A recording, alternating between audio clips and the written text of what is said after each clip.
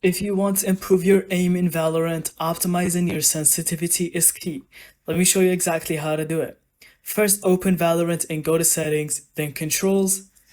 Focus on your mouse sensitivity. Most pros recommend a DPI between 400 and 800, and in-game sensitivity around 0.35 to 0.5. Next, adjust your scope sensitivity. Keep it proportional to your regular sensitivity, usually around 70% of your main sensitivity. This keeps aiming consistent across all weapons.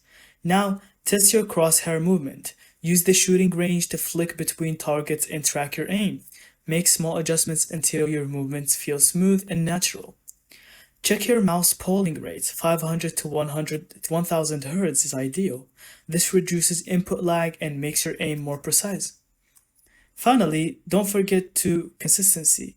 Stick to one sensitivity and practice daily. Muscle memory is more important than constantly changing numbers. And that's it. Follow these tips and you'll feel your aim improving instantly in Valorant.